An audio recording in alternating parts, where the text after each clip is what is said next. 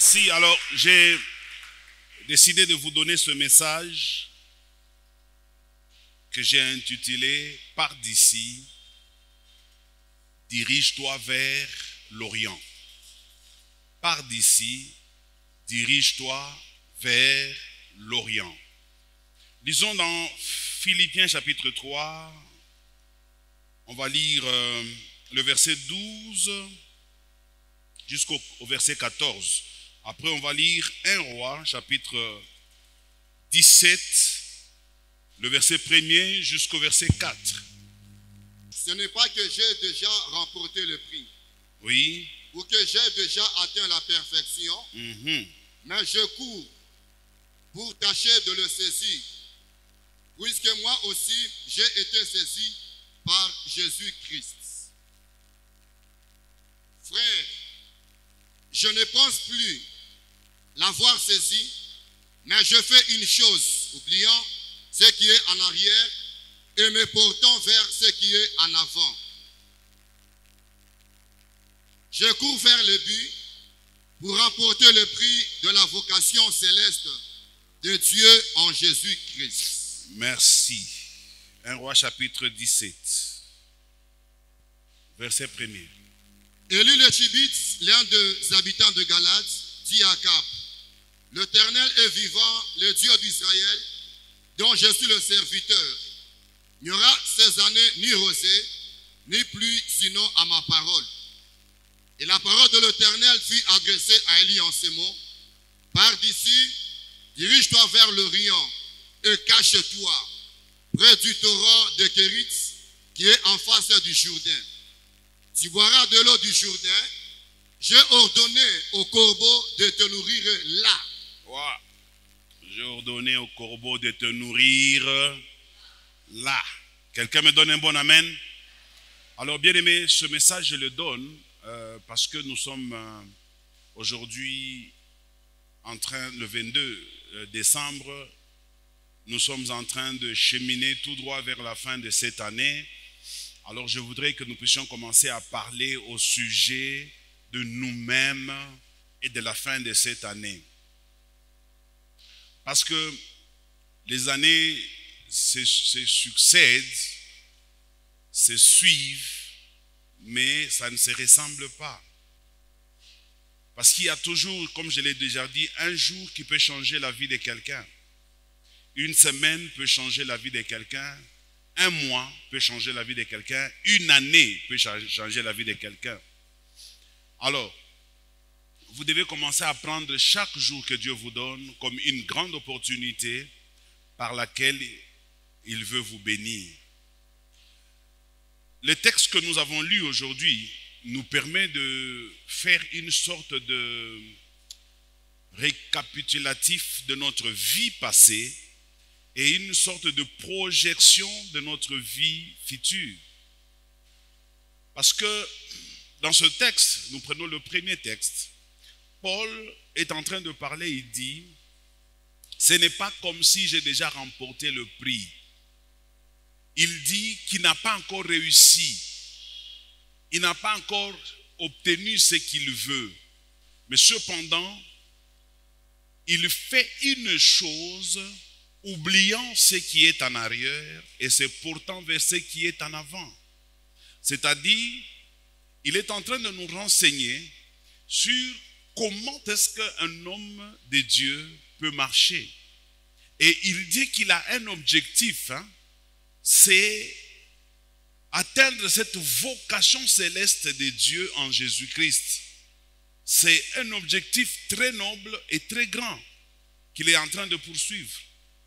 Que nous tous nous poursuivons d'ailleurs. L'objectif selon lequel le salut est primordial, le ciel est secondaire. C'est que nous devons d'abord être sauvés avant d'aller au ciel. Vous ne pouvez pas aller au ciel sans être sauvé. Soyez d'abord sauvés et vous irez automatiquement au ciel. L'Église doit savoir que ça, c'est le premier point qui doit motiver tout ce que nous faisons ici sur terre. Nous faisons tout pour les saluts personnels et les saluts des autres. Et puis ensuite, nous voulons nous rassurer que le ciel est un cadeau que Dieu nous donne derrière le salut. C'est ce que Paul essayait d'expliquer. Alors, en ces fins d'année, je voudrais que nous puissions réfléchir sur qu'est-ce que nous avons fait jusqu'ici. C'est comme ça que nous devons savoir que dans la vie de tout un être humain sur cette terre, il y a un projet de Dieu par moment qui s'accomplit, par d'autres qui peut avoir des petits problèmes. Et chacun d'entre nous, tel que nous sommes là, il y en a certains qui sont déjà dans le plan de Dieu, dans le projet de Dieu. Il y a d'autres qui en sont déjà éloignés, ou d'autres qui ne savent même pas qu'il existe un plan de Dieu dans leur vie. Ça, ce sont les trois catégories de personnes que nous avons. Ceux qui sont déjà sur le plan de Dieu, ceux qui s'en sont éloignés et ceux qui l'ignorent totalement. Les païens sont parmi ceux-là qui ignorent totalement qu'il existe un plan de Dieu dans leur vie. Mais maintenant, l'évaluation correcte que nous devons faire chaque fin de l'année, c'est de nous poser la question de savoir où est-ce que je suis par rapport à ce plan de Dieu? Où est-ce que je suis par rapport à ce projet divin? Je vous dis toujours qu'il y a beaucoup de facilité de savoir qu'est-ce que Dieu attend de nous. Parce que là, beaucoup de gens n'arrivent pas à saisir exactement ce que Dieu attend de nous. Comment est-ce que je vais savoir que Dieu a un projet avec moi? Comment est-ce que je vais découvrir quel est le plan de Dieu dans ma vie? Je te donne rapidement trois choses qui te permettront de découvrir quel est le plan de Dieu et le projet de Dieu dans ta vie. Premièrement, ne néglige jamais les émotions de ton cœur. Ne néglige jamais ce que tu ressens dans ton cœur. Parce que c'est Dieu qui crée en nous le vouloir et le faire. Donc tout ce que nous voulons faire vient de Dieu. Tout ce que nous ressentons dans notre cœur vient de Dieu. C'est comme ça que la Bible dit, si ton cœur te condamne, et Dieu qui est plus grand que ton cœur, c'est-à-dire que Dieu et ton cœur marchent en harmonie. Si ton cœur est d'accord avec toi, c'est que Dieu est d'accord avec toi. Si ton cœur te condamne, c'est que Dieu aussi te condamne. C'est-à-dire que, premièrement, tu dois sonder les sentiments de ton cœur. Qu'est-ce que tu veux? Qu'est-ce que tu sens dans ton cœur? Déjà, tu es sur le point de découvrir quel est le plan de Dieu dans ta vie. Parce que c'est Dieu qui a mis ça dans ton cœur. Celui qui a fait que ça commence à brûler dans ton cœur. Celui qui a fait que ça commence à te bouger, à te bousculer, à te booster pour que tu puisses le réaliser. Ça, c'est la première façon de découvrir que c'est ça, le plan de Dieu ou le projet de Dieu dans ma vie. La deuxième chose, toujours dans ce même ordre d'idées, qui va vous aider à découvrir quel est le plan de Dieu dans votre vie, c'est regarder ce que vous faites avec facilité. Vous ne pouvez pas être expert en tout. Vous ne pouvez pas être capable de tout faire. Vous devez être spécialiste dans un domaine que quand vous faites, vous ne fournissez pas beaucoup d'efforts pour le faire. Même endormi, vous pouvez le faire. Même si on vous réveillait du sommeil, vous pouvez le faire. Même si vous n'êtes pas préparé, vous pouvez le faire. Il y a d'autres personnes, pour faire quelque chose, il leur faut beaucoup d'exercices, beaucoup d'entraînement, afin qu'ils arrivent à faire cette chose-là. Mais ça arrive aussi à d'autres personnes, ils ne fournissent pas beaucoup d'efforts, mais ils font des choses, quand les autres les observent ça, ils sont émerveillés. Ils se disent, mais comment se fait-il que tu es arrivé à faire ça? Parce que c'est quelque chose que Dieu a mis en toi. C'est quelque chose que tu dois beaucoup exploiter. Il n'est pas dit que parce que Dieu a mis en toi ces facilités-là, tu dois croiser les bras. Même si c'est un don de Dieu, tu dois le cultiver, tu dois le travailler, tu dois permettre à ce que cela grandisse. C'est ce que Dieu attend de nous. Rappelez-vous de la parabole des talents. Quand Dieu parlait, bien sûr, il s'agissait aussi des finances, mais aussi il s'agissait de tout ce que Dieu a mis en nous. Si Dieu a mis en toi un talent, ou 2 talents, ou 5 talents, à la fin, il veut voir, est-ce que tu as multiplié ce talent-là? Si tu ne l'as pas multiplié, il va te l'arracher pour donner à celui qui sait le valoriser. C'est comme ça qu'il y a des gens qui ont reçu de Dieu des dons et des talents, du fait qu'ils ne les ont jamais exploités. Dieu les a même arrachés, ces dons et ces talents, et il a donné à ceux qui savent valoriser cela. Parce que l'objectif de Dieu, c'est que toi aussi, tu arrives à faire des choses de manière à ce que le monde entier soit dans l'admiration de voir les choses que Dieu fait par toi. Nous ne sommes pas appelés à être seulement admirateurs des autres, mais Dieu a conçu les choses de telle manière que les autres soient aussi tes admirateurs.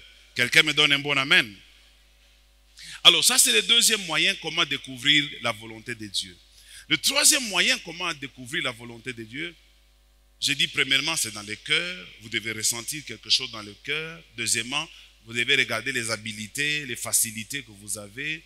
Troisièmement, comment savoir que ça c'est la volonté de Dieu? Sondez les genres de rêves que vous faites quand vous dormez. Quels sont les types de rêves que vous rêvez en train de faire quoi?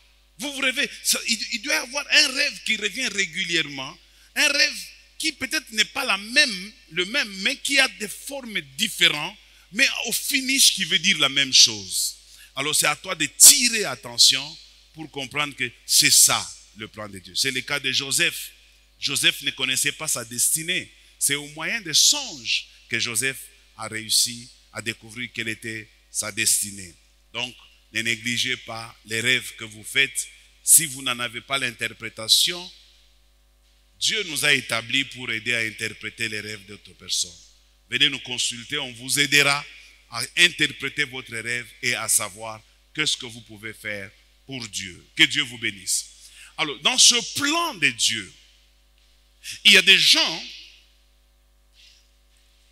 qui sont là où ils sont aujourd'hui. Ils ne se posent pas de questions, comment est-ce que je suis arrivé ici?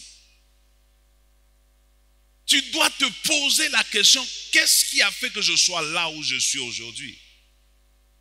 Ce n'est pas à moi de répondre à ta question. Ce n'est pas à moi de te dire la raison pour laquelle tu es arrivé là. Même un prophète ne réussira pas à te dire la raison pour laquelle tu es arrivé là. C'est toi-même qui dois comprendre pourquoi tu es arrivé là. Parce que dans ton parcours, tu n'es pas là par hasard. Si tu es là, il y a soit 2 facteurs qui t'y ont amené. Soit ce sont les facteurs externes, notamment les parents, la ville où tu es né ou le village où tu es né. C'est aussi l'école que tu as fréquentée. Ça, ce sont les éléments extérieurs ou externes qui peuvent faire que tu sois là où tu es aujourd'hui.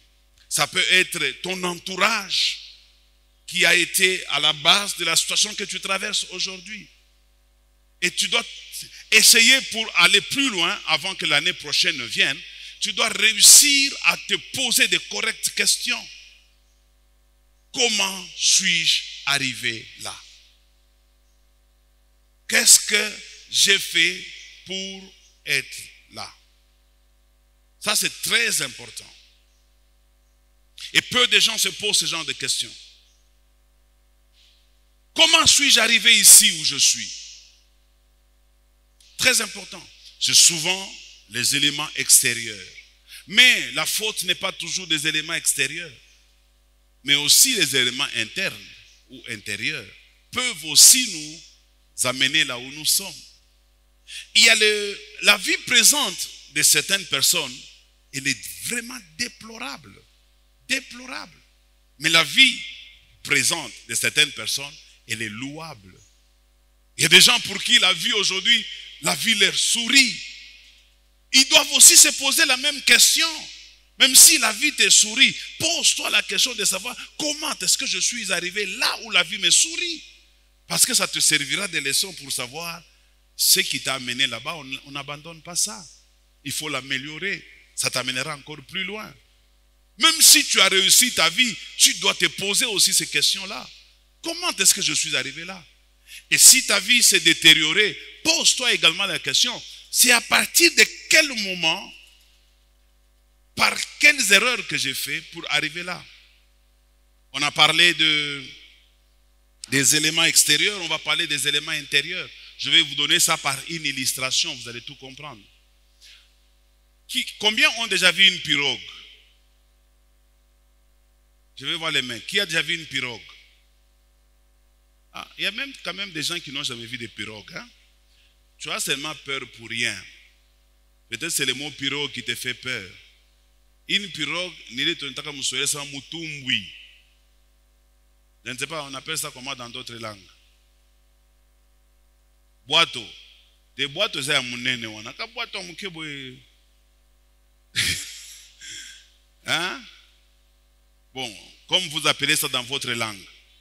Alors, vous voyez, quand vous êtes dans une pirogue et que vous êtes sur une rivière, vous allez constater que la rivière, ce n'est pas une eau stagnante, c'est une eau qui bouge, qui va vers une direction. Ça, ce sont les éléments extérieurs dans votre vie. Le mouvement de l'eau. Le mouvement de l'eau peut vous amener là où vous ne voulez pas arriver. Le mouvement de l'eau peut vous amener là où vous n'avez pas jamais imaginé d'arriver. Ça peut arriver que vous avez réussi par le mouvement de l'eau. Mais ça peut aussi arriver que vous avez échoué par le mouvement de l'eau. Mais maintenant, quand on est dans une pirogue, on doit être maître de la pirogue. Et pour être maître de la pirogue, il ne faut pas se laisser entraîner par les vagues de la pirogue. Il faut être capable, tout en étant dans une pirogue, de savoir utiliser les rames, de ramer. Parfois, votre direction peut être contraire au mouvement de la rivière. Alors, d'ailleurs, souvent, c'est ce qui arrive dans la vie de certaines personnes. Pour arriver là où vous voulez aller, ça peut être dans le sens contraire de la rivière. Alors, ne vous laissez pas influencer par la rivière. Ne vous laissez pas entraîner par la rivière. Qu'elle vous entraîne là où vous ne voulez pas aller. Qu'elle vous recule en arrière alors que vous voulez avancer vers une destination. Vous devez prendre votre rame et vous devez commencer à ramer de gauche et de droite, de donner la direction à votre pirogue jusqu'à ce que vous allez atteindre votre destinée. Ça veut dire, les éléments extérieurs peuvent être contraires, mais à l'intérieur, si vous savez ramer, vous atteindrez votre destinée au nom de Jésus-Christ. Maintenant, écoutez, ici, je voudrais que chacun de nous comprenne que si nous sommes là où nous sommes, ce n'est pas une fatalité. Je vous dis aussi, l'erreur de beaucoup de gens, ils pensent qu'ils sont déjà arrivés. Parce qu'il est marié, parce qu'il a une maison, parce qu'il a une voiture, parce qu'il a un travail. Tu es arrivé par rapport à quoi? On doit évaluer notre parcours par rapport au plan de Dieu. On doit évaluer. Joseph pouvait se dire dans la maison de Potiphar que je suis arrivé. Parce qu'il était le chef de toute la maison de Potiphar. Il était le travailleur le mieux payé. Joseph avait droit au véhicule s'il en avait, au véhicule de Potiphar. Lisez la Bible. Joseph, on lui avait interdit uniquement la femme de Potiphar. En dehors de la femme, Joseph avait les droits partout. Il pouvait se dire que je suis arrivé. Et pourtant, il n'était pas encore arrivé. Dans le plan de Dieu, dans le projet de Dieu, Dieu voyait Joseph à la primature. Mais Joseph voulait se contenter peut-être de la maison de Potiphar. C'est le cas de certaines personnes au milieu de nous. Ne te contente pas de la situation que tu traverses aujourd'hui. Dieu te réserve mieux que ça. Tu ne sais pas ce que Dieu prépare pour toi. Si cette année n'a pas encore révélé ce que Dieu prépare pour toi, l'année prochaine va finalement révéler ce que Dieu a prévu pour toi. C'est ton amen qui me fait peur. Quand vous regardez dans la vie de certaines personnes, vous allez vous rendre compte qu'il y a certaines personnes qui se laissent détruire par le temps. Vous savez que le temps nous détruit. Le temps détruit nos habits, le temps détruit notre corps, le temps détruit nos maisons, le temps détruit tout. Même si tu as aujourd'hui acheté une belle voiture, le temps va les détruire. Reviens après 10 ans, regarde la même voiture, ça n'aura pas de mesure. Le temps détruit tout. Alors, pour que tu réussisses dans la vie, ne laisse pas le temps détruire tout. Avant que le temps n'ait détruit, réalise autre chose. Quelqu'un me donne un bon amen? Il faut se battre contre le temps. Il faut se battre contre le temps. Le temps est un ennemi. Le temps ne marche pas en notre faveur. Regarde-toi aujourd'hui. Tu n'étais pas comme tu es. Tu étais une jeune fille. Tu étais svelte. Regarde-toi aujourd'hui. C'est le temps qui t'a transformé. Regarde-moi. J'étais jeune dans cette église. Je sautais, je criais. Mais regardez-moi aujourd'hui. Le temps m'a façonné. Mais le problème, c'est quand le temps me façonne, qu'est-ce que je fais pour que le temps ne m'enterre pas?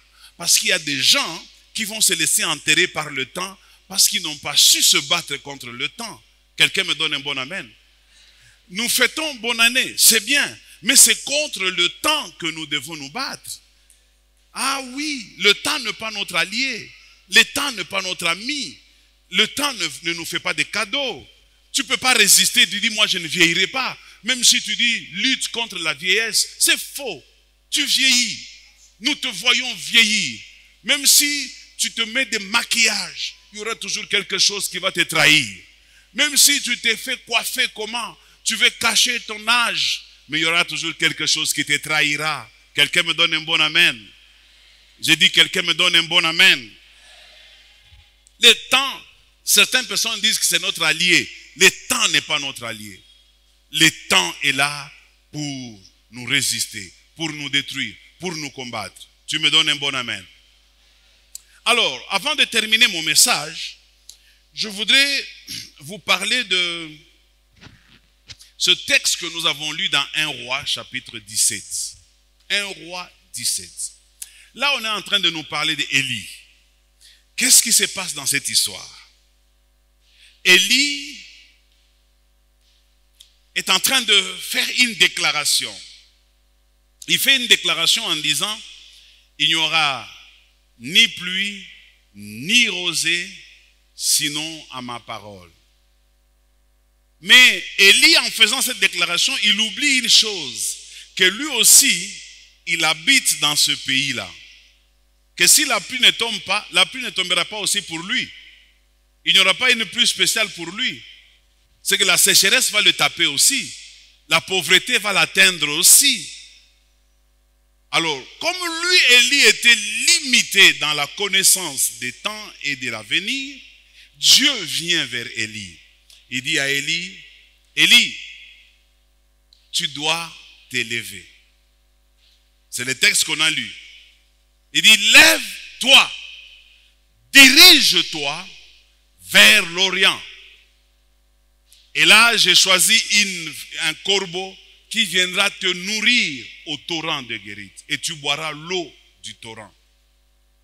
C'est que Dieu a planifié comment Élie va quitter cette situation qu'il venait de provoquer lui-même, une sécheresse, une crise. Comment il va quitter cette crise? Comment éviter que la crise puisse le frapper? Il faut qu'il suive le plan de Dieu. Et c'est le plan avec lequel je vais terminer mon message. Quelqu'un me donne un bon amen? Il y a beaucoup de gens ici qui sont à la base des crises qu'ils ont eux-mêmes créées. Il y a des gens qui sont ici à la base des situations qu'ils ont eux-mêmes créées. Mais le Seigneur va te donner aujourd'hui comment échapper à la situation que tu as créée toi-même. Quelqu'un me donne un bon amen? Parce que si tu te poses bien la question de savoir comment est-ce que je suis arrivé jusqu'ici, tu comprendras que c'est toi qui es le responsable de ce qui t'arrive. Premièrement, Dieu dit à Élie, lève-toi. Ça me rappelle le thème de cette année. Lève-toi, sois éclairé, car ta lumière arrive. Lève-toi. Se lever, quand Dieu dit lève-toi, ce n'est pas un geste physique de quelqu'un qui se tient debout et qui dit Seigneur, je me suis levé. Non. Quand Dieu te dit lève-toi, ce qu'il attend de toi, c'est que tu sois en action. Ce qu'il attend de toi, tu commences quelque chose. Ce qu'il attend de toi, que tu bouges de là où tu étais vers une autre destinée. Dieu dit à Élie, lève-toi. Dirige-toi vers l'Orient. Lève-toi, Église Bread of Life. Il est temps de vous lever. Se lever, c'est refuser de mener la même vie dans laquelle on a fait 10 ans, 15 ans, 20 ans. Il faut que quelqu'un dise trop, c'est trop. Je dois changer les choses. Et vous êtes le seul acteur qui peut changer les choses dans votre vie. Donnez-moi un bon amen. Beaucoup de gens pensent que Dieu viendra tout faire dans leur vie. C'est faux et archi faux. Dieu ne fera pas tout dans votre vie. Il y a des choses que Dieu sait que vous êtes capable de faire. Il ne le fera pas pour vous. Il vous laissera le faire. Là où il saura que vous êtes incapable de faire, à ce moment-là, Dieu viendra intervenir. Mais ce que vous savez faire, faites-le. Car Dieu vous observe pour voir, est-ce que vous avez compris? Est-ce que vous avez décidé de changer votre vie? Vous meniez une certaine vie et cette vie vous a détruit. Vous avez l'habitude de vous comporter d'une certaine manière. Et cette façon de vous comporter, ça vous a amené là où vous êtes aujourd'hui. Soyez d'abord reconnaissant de vos erreurs. Et puis ensuite, levez-vous, prenez la décision d'arrêter ce type de vie que vous meniez. Prenez la décision de commencer une nouvelle vie. C'est ça qui veut dire, lève-toi. Quelqu'un me donne un bon amen? Levez-vous, changez votre façon de faire. Changez votre façon de venir à l'église. Changez votre façon d'écouter la parole de Dieu. Changez votre façon de prier. Changez vos habitudes. Je dis toujours pour passer ce point que si nous ne changeons pas nos habitudes et que nous voulons aller de l'avant, c'est presque impossible. On ne peut pas avancer avec les mêmes habitudes. Quelqu'un qui veut aller plus loin, il doit voir ses habitudes et les changer. Modifie tes habitudes. Modifie tes fréquentations. Modifie ton caractère. Modifie ta façon de parler. Parce que quand Dieu dit « lève-toi », il veut que tu changes toutes ces choses. Deuxième point, Dieu dit à Élie « dirige-toi vers l'Orient ». Tu ne peux pas te lever si tu n'as pas une direction. Et dans une direction, nous voyons un objectif que l'on poursuit. C'est ici que je vais relier maintenant le texte de 1 Roi avec celui de Philippiens.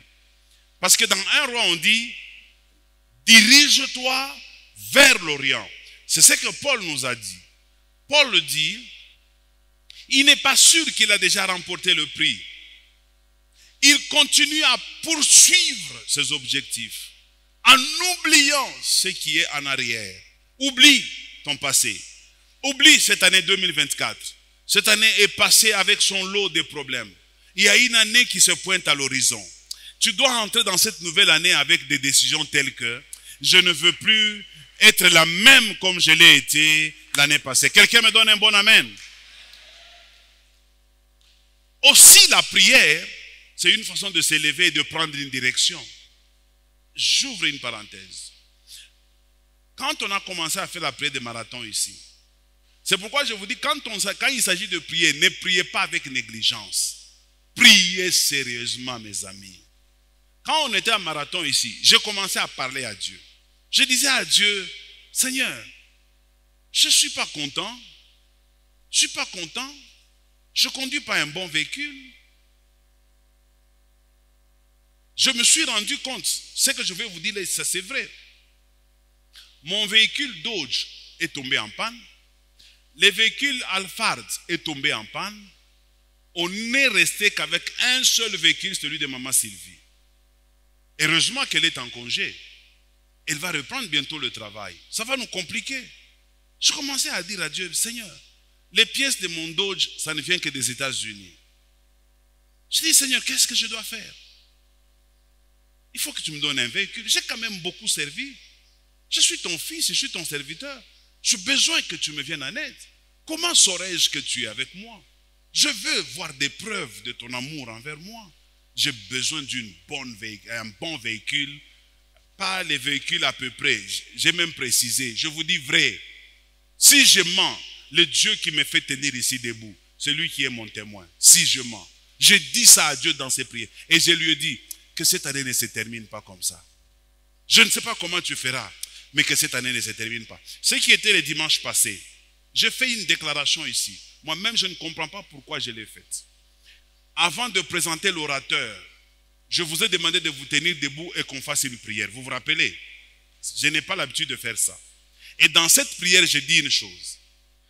Que Dieu fasse avec nous des choses qu'il n'avait jamais faites auparavant.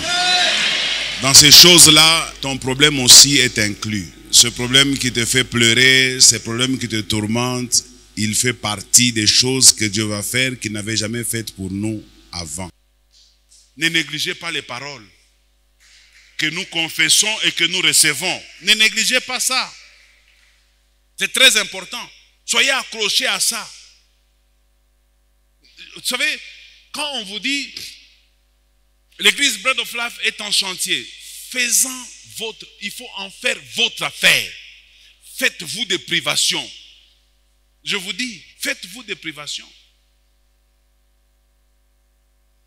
Tu peux dépenser très peu d'argent et Dieu te donne en plus de la bonne santé, de la longévité, il te donne ce que tu n'avais jamais imaginé obtenir dans ta vie. Quelqu'un me donne un bon amen? Je crois que tu n'as pas compris ce que je suis en train de dire. Je dis ta vie peut changer. Il y a des gens à qui Dieu fera des choses avant le 31 décembre. Ouais, il le fera avant le 31 décembre. Il y a des choses que Dieu va faire. Si tu crois, saisis cette parole dans le nom de Jésus-Christ. Maintenant, écoute-moi. Dans l'année prochaine qui vient, je te supplie, assieds-toi, prends un bout de papier, mets ça sur la table, fais ce que je te prêche aujourd'hui. Pose-toi des questions. Qu'est-ce qui m'a amené jusqu'ici? Pourquoi ma vie est-elle devenue comme ça? Ne te plains pas, mais cherche à comprendre. Pourquoi? Parce que l'erreur des chrétiens, c'est de se plaindre. Mungu, unenyacha, baba, angarevi mina kwa leo. Mungu, maisha ngwana na mana. Oui, c'est vrai. Mais quelle est ta part de responsabilité? Tu ne te reproches rien dans ce que tu dis là? Est-ce que quelque part tu n'es pas fautif? Même si tu dis ce sont les éléments extérieurs, parce que c'est ce que nous avons l'habitude de dire. Non, c'est mon oncle. Non, c'est mon père. Mon père était décédé quand j'étais enfant. Ma mère nous avait quittés. Ce sont les éléments extérieurs. Mais c'est toi qui avais la pirogue. Et tu avais les rames avec toi. Et même maintenant que je te parle, tu es dans la pirogue avec les rames à côté de toi. Tu n'as qu'à ramer. Tu n'as qu'à pagailler. Tu peux changer de direction. Je dis à quelqu'un, change de direction et ça deviendra possible. La troisième chose que Dieu dit à Élie, après lui avoir dit, lève-toi, dirige-toi vers l'Orient, il lui dit, cache-toi. Cache-toi. Il y a des prières qui ne sont pas bonnes de faire en public. Il y a des prières qu'il faut faire en privé. Et Dieu écoute plus les prières que nous faisons en privé que celles que nous faisons en public. Parce qu'en public, qu'est-ce que nous faisons?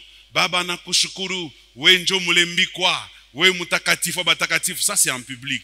Mais quand je suis en privé, je ne dis pas ces choses-là à Dieu. Je lui dis, Baba, roina uma. Mungu, shikia mambo nenifikia. Baba, kama unanyacha, mina kufa mi mtoto yako. Voilà les prières qu'on fait en public et en privé. Alors, ne soyez pas un chrétien de dimanche, mais sois un chrétien tous les jours de ta vie.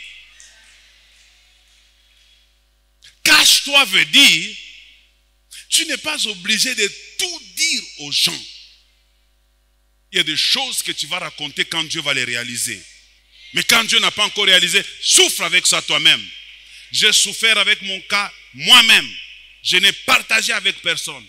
Je souffrais avec ça moi-même. Si je pleurais, ce n'était pas avec des larmes physiques, mais avec des larmes du cœur. Car Dieu sonde les cœurs et les reins. Et je les lui disais en privé. Il y a des choses que je disais à Dieu en privé. Même quand on fait une prière ici, quand tu pries, prie en privé. Dis des choses à Dieu. Par moment, umumishe Mungu roho. Umumishe Mungu roho. Na mupika tu kintu kumaki na muma kuro. Quelqu'un me donne un bon amen? Cache-toi. Les grandes choses se font en secret. les grandes destinées sortent dans le noir, dans le secret. Ce que nous voyons au grand jour, les résultats, c'est en secret. Quelqu'un peut entrer dans cette église, il regarde l'église comment elle est devenue. Mais ça a commencé en secret. Et quand ça a commencé, ça n'avait pas de forme. Il y a des gens qui se moquaient, mais ça c'est quel type d'église? Ce n'est pas encore fini. Qu'ils reviennent d'ici l'année prochaine.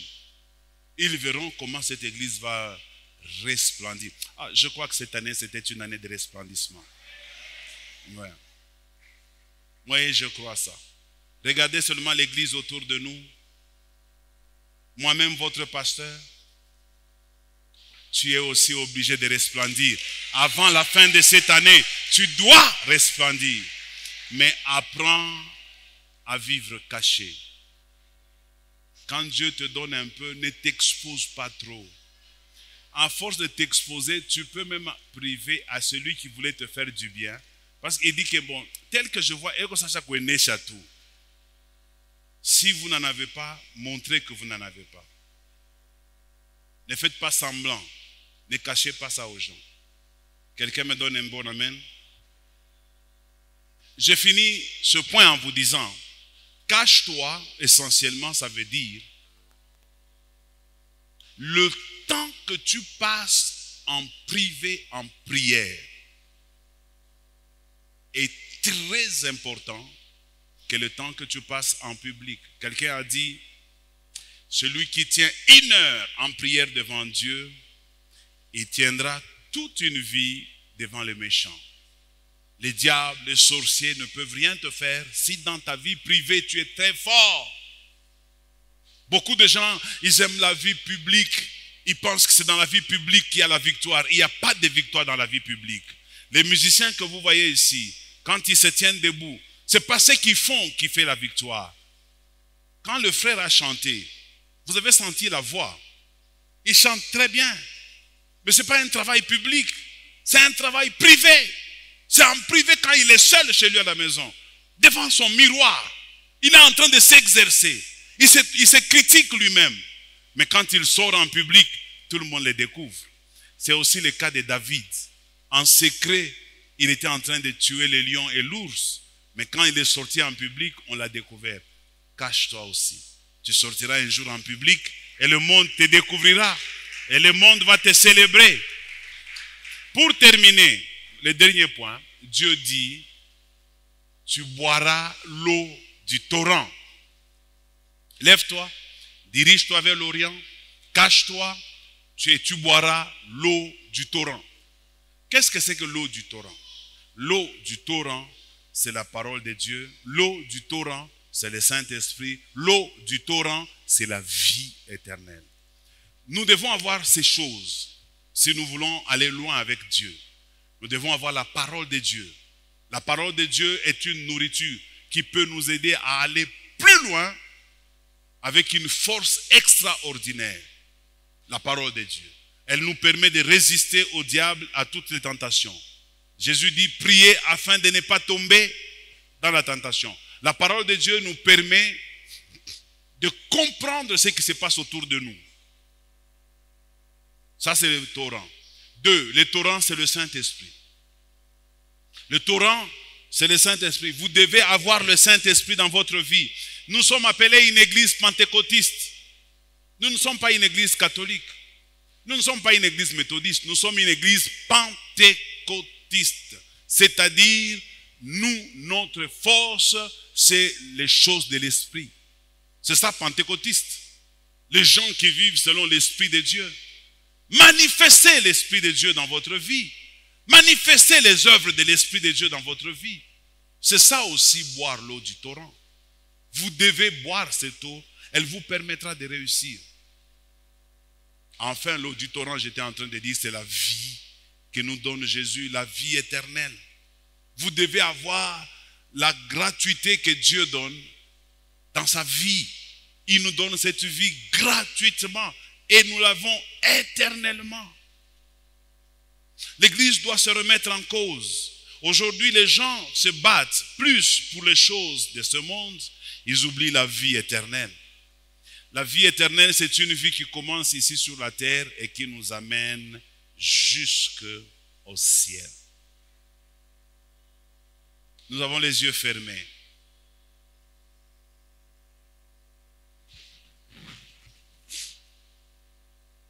Ni nani, ni nani, eh.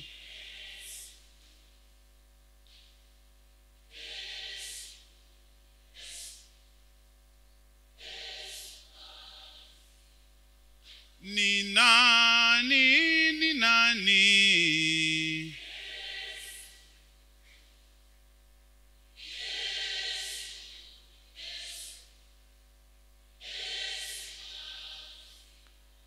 Bandi mi a Yesu e.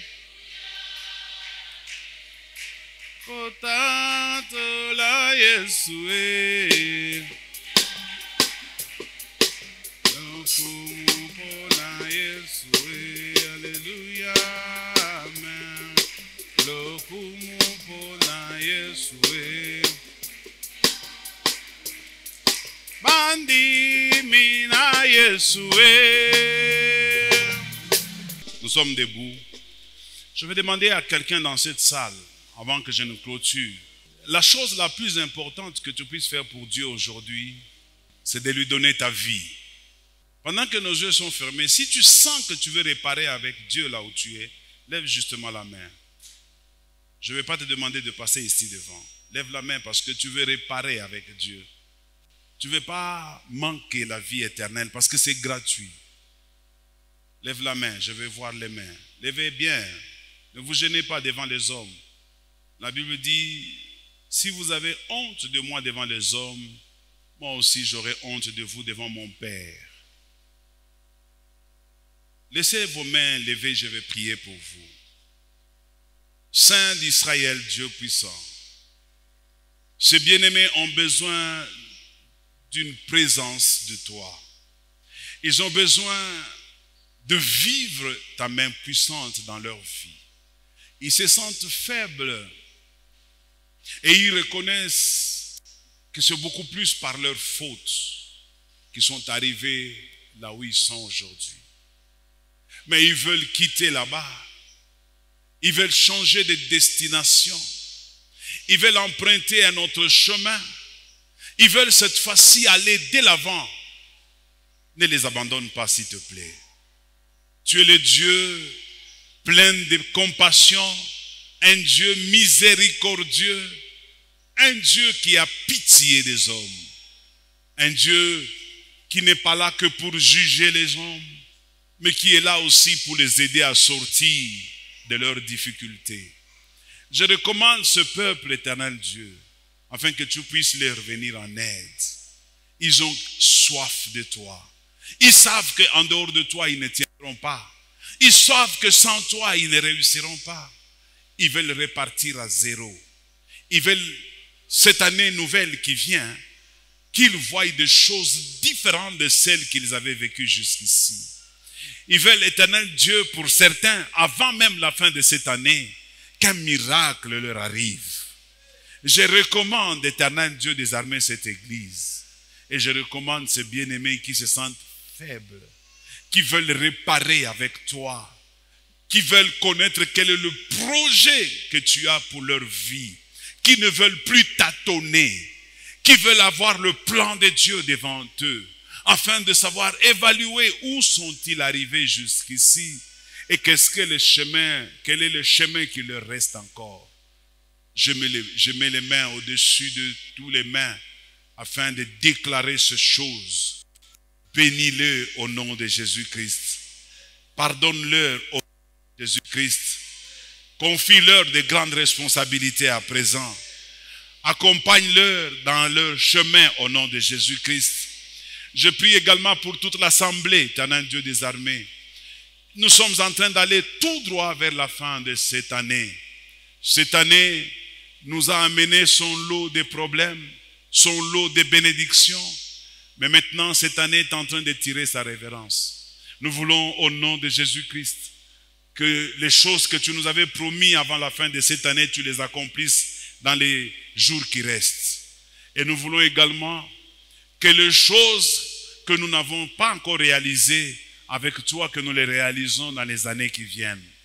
Mais que cette année qui commence, 2025, soit une année qui va annoncer une nouvelle décennie dans la vie de cette église et dans la vie de ton peuple.